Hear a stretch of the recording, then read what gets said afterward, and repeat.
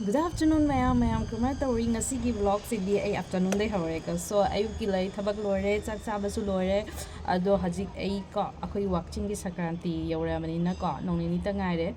Do ay hajik ay watching gi Sankranti gi preparation hogal lage tawre ko. Hogat pa haise ay na chakhaw gi laddu kay karadi ay hawjui ko. Ado na ko na last ta hore ni like to manina do hajik na aina hawli hawdoise ahan bada ko akoigi Guwahati gi akoi Assamese ki traditional pitha ko chakhaw na ne pitha hawdoini ko pitha haibase kangna hawdoimi adugai mayaidana jubi akupa akoi sinyangang ba ngawraga mayada hapdoini ko kaino se pitha se do ai first time hawdoini na ai haitabani na ko aina helper ai thabak stubi dupi do kaure ang da takpiu haina kaigino haidi tamchalokpadi phai ko tamchalobadi phai ko mapan thodi chaning adik madi kadai phangani so ngasi aina chakhaw gi pitha se hawrage haina khalle ko akoi gi chakhaw gi kaino se chakhaw angobani ni ko aina hawdoise do mangda mana haiba mixi da di ta agadi yaroi man akoi gi toksu haibra kaino duga suraga duga ta pitha se hemba yani mixi da di yaroi yam kup kharani dugai poto sticky oi kharani ko dona khatang pauna thamta ba pitha dugi tamakta so mayam ai ngasi pitha se hawrage so mayam da su video se dum share tawrage mayam su kumai hawi haido yengbiyo mayam na hawbai khara tips pa ma so awon comment ta habiyo ai phasana singna mayam da proper kaino information ga mayam da takcharake aduga angamba na ai video siga ko clear details ka loina na kumai kari tawdoino haido mayam da ucharage ko so mayam video se makhata na yengbiyo dugai subscribe to biyo subscriber yam na wale subscribe to biyo please so mayam video se yengbiyo makhata na ai hawage video se mayam jubi se sumaina khotna thame ko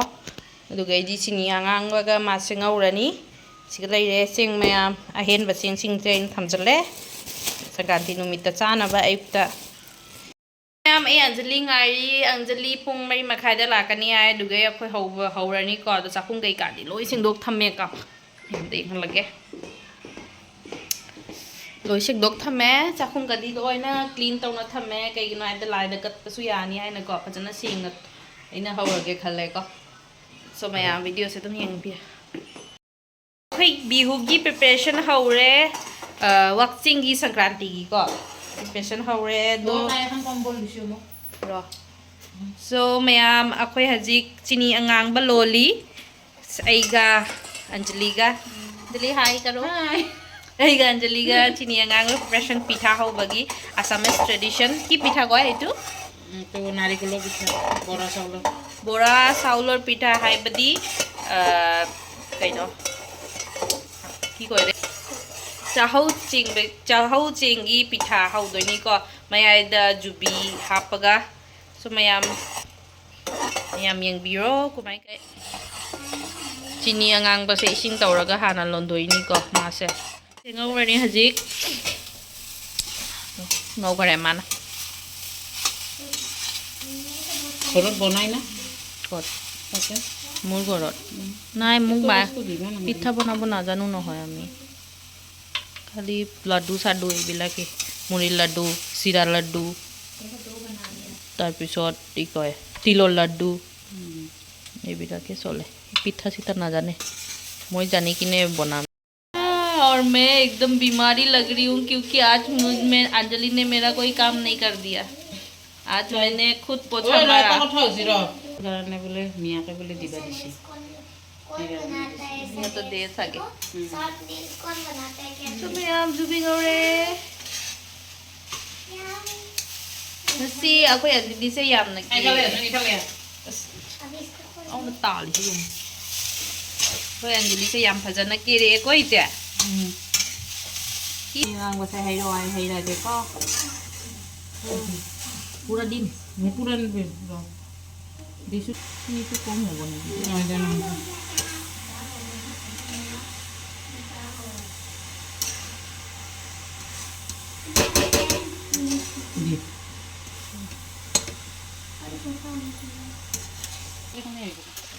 kiman kini kori balang sai nala ho mayam se khoi chmaina ko khatngatang minute 30 mangamuk o dana ngawrani ko dugai khangdarani ba ko inghalani dugai pitha gi preparation do hawrani ko Anjali pura kira lae ngasidi phajana makeup korea isa dunia ke koisu moi ekdam lipstick ekdam moi de lipstick tuni ge so koi gi main pitha hau khoge tawre pitha se kon do leiti ba ko se koi gi suspen gi makhum diga tawi ne ba do haji koi nu pa sakhi lo badi do haji siga koi try tawre yengani ya bra na ya la di siga dum haurani ko Anjali Anjali sing asi thabakan manama ayuk te yung chang riya ma yong yam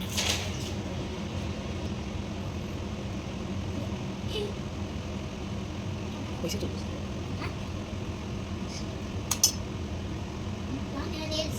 Ayaw ka utang na Usun na no. First try to ba yadre hoy se kai de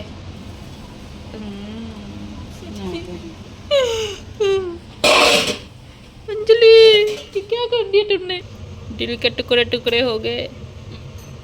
पीठा का टुकड़ा टुकड़ा हो गया ma'am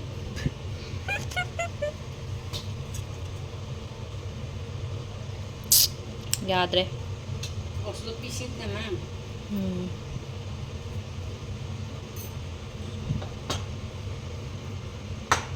picnic cha bai chắc cha để chula thế quá ra phải chứ ra amma lại sẵn thòng cái đâu ăn này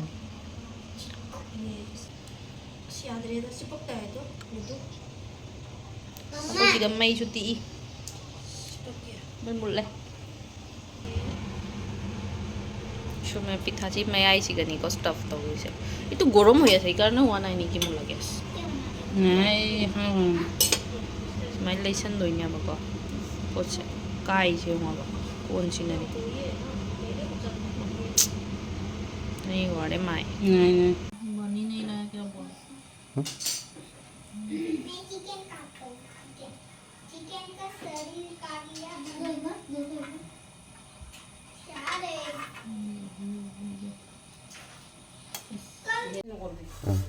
चलो कर so mayam lastly ako ise yare Bako to bhangi dibi. Mata di. yare ko ai try tawra ke ye ke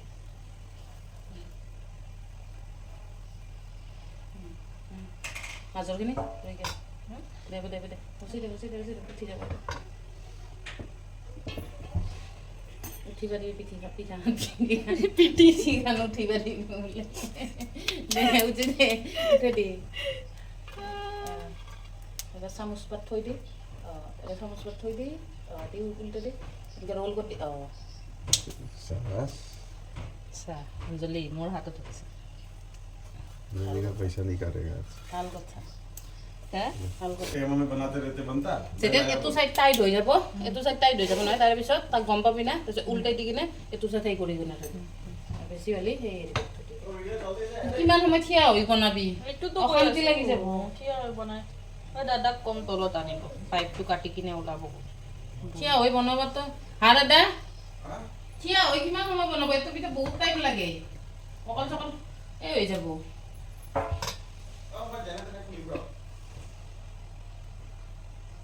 আর এটো চুলা তো বহুত জুই আহে জুইটোর কারণে ইনকে দিলি ইনকে mayam ako stop ang porakpado stop to jamna may kanbado lamdabasu jadabado ko duga pitha se yardriaba ko dona mathakta stop koi guest adum tawre do lepaga kuina changani Anjali na kyam kuina changani lepade na khwang ga do loirani dona phammaga makhada tawrasi haina tawga honari कोई हरम मो कर दो चलो चलो মাজৰ খিনি কৰি দিও লগতে হ'ব হ'ব কিমান গোল কিমান গোল কৰি থাকে ঐ oi moi gol korake hoisi तुम्हारा जल जाएगा দে দে উঠে দিও এবাৰ দে party aise टेढ़ा मेढ़ा कर दे हो जाएगा रे भाई थोड़ा थोड़ा बड़ा हो रहा है देखा साइज में ना Anjali দিছে তো পুৰা তো হোৱা নাই সেইকাৰণে এটা সাইড সৰু হৈ গৈছে এটা সাইড বেছি হৈ গৈছে মানে Sida, pwede kan sida magsina pita kan sa kona to kinung ka si falo. Ifalo kona ifalo kona.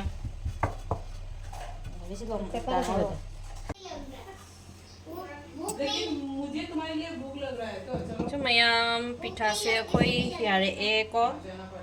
so suddenly taw akoi kai no duga ya da ko se leiba ki kon se leiru bania ba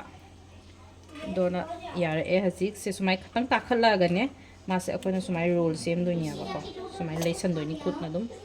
jana taw leisalani sumai taw na leisalani sumai taw leisalaga se yare se nung sit chang da na ba se ko kusam tham bane ba ko lai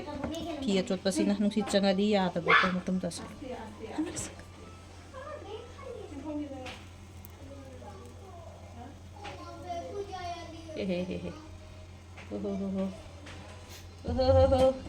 filling the blanks. Say, Anjali. गोना बजानता लगे गोना बजानता लगे UP में अंजलि नहीं रहेगी ना तुम्हें से गोला जैसे क्यों look like very nice looking like के बेकार हाथ जोड़ी इनके साइड कोड़ी देना तो लियो हाँ तुम ही हो बना तुम ही बना रही आई मिसे आई खुद तो हाँ सिना अंजलि हिगली लिस्टी कैसा लगा मग होगे बस्तु तो दो साइडे है ओली थोपी दे गपसा ओली गम पाबी ना ये किमान ताके थाके अꯩꯅ ꯂꯩꯁꯦ ꯌꯥꯝ ꯂꯩꯒꯅꯨ ꯍꯥꯏꯔꯤ ꯑꯟꯖꯂꯤꯅ ꯑꯩꯅ ꯂꯩꯕ ꯂꯦꯞꯇ꯭ꯔꯤ ꯇꯃꯥꯏꯇꯟ ꯂꯩꯕꯁꯦ ꯁꯦ ꯁꯨꯃꯥꯏ ꯀꯥꯈꯠꯂꯅꯤꯀꯣ ꯁꯨꯃꯥꯏ ꯀꯥꯈꯠꯂꯁꯦ ꯁꯨꯃꯥꯏ ꯂꯩꯁꯟꯗꯣꯔꯕꯅꯦꯕꯀꯣ ꯁꯤꯅ ꯑꯩ ꯀꯥꯞꯄ ꯈꯟꯗꯤꯌꯥ ꯀꯔꯅ ꯕꯤꯇꯥ ꯈꯟ तपना तवरानी सुमाई लैसल अरे हाय टेढ़ा हो गया रे फिर से टेढ़ा हो बड़ा हो गया बेसाइज हो जैसे थे बेसाइज ना ठीक है से गोरी तो ठीक है से किंतु पक तो है और नहीं पक तो है इनके है गोरी किने उल्टे एक पिस्ता दिया लोगे फेरी गोरी किने दे दे सुने बे कोई लोयरना बस सेम मगे को सो कोना mayam da mu lage ate te loina sim loiraga ko so sigi da so mayam ngasigi pitha houba se loire sida leire pitha sin se yengbiro mayam kayam aina pung manga dai hawak pa se haji pung 8 makhai tare siga pura kyam kuina matam se changi pitha houba se ko sa ai bna su loire sim su lo chalak to mi samadi helamani ko 100 helamani ko so aina hawise se hadi nasi se phatana se tangkok sigap sandok na thammani ko pana hayin gumbida badaba da hapchana thamba yarani nasi gi oina di sanjangkok ta phajana sandok na thamjangkok se pi ko phana jami aina hawa se khatang kai ba toy ba su jawri ado first time ni na it's okay se bo hajaman gre hai ni singna first time da taw try taw bani na en man gre hai man gre hai ko so mayam do jubi se khara le me jubi se alem basimu to pitha ma haurani ko se akoi jubi na su hoba ya du gai di akoi gi thoiding na su ko chini angam da tauna ne do su to na su mai da stuffing to ba jaya tilna so ai di jubi da oina tawre jubi na hena pa me ai di do na jubi na hona tawre kang subi du na phona semage du oina so mayam ngasi video se sigadung lo sanjarage ko so agi Anjali na chu mayam help to bira me agi to mana ang batak pidam mani ama ni do mai khut na di oi wai ba ya de ba ngasi se khanga ba do aina lai se khatang khoiram me ba mase pitha se sem ba se moi chu asami sing na yam na traditionally semi ko do sing na khak chakhak tawdana phajana na sing na sem tai na tadi oi di ta salwa ya de ko so mayam aina dumana imon na sing na sema bani na yare aina try to badadi so mayam se leire pitha sing se kam yame ang sa ma di helamani ngasi aina agi mehnat ka phal phang so mayam ngasi video se sigadum lo san lare ko ai pitha su loire duge Sankranti ki preparation hogalle mayam so hogala mani soidana so agi taraf tagi advance happy makar Sankranti to all my YouTube friends and my well wishes so mayam ꯑꯩꯈꯣꯏꯒꯤ ꯑꯁꯥꯝꯗ ꯍꯧꯖꯤꯛ ꯒꯨꯋꯥꯍꯥꯇꯤꯗ region ꯂꯩꯔꯤꯕꯅꯦ Guwahati ꯑꯩꯈꯣꯏ ꯁ꯭ꯋꯥꯏꯒꯤ ꯑꯣꯏꯅ happy Bihu ꯀꯣ ꯃꯌꯥꯝ ꯁꯣ ꯚꯤꯗꯤꯑꯣꯁꯦ ꯁꯤꯒ ꯑꯗꯨꯝ ꯂꯣꯏꯁꯤꯟꯖꯔꯦ ꯕꯥꯏ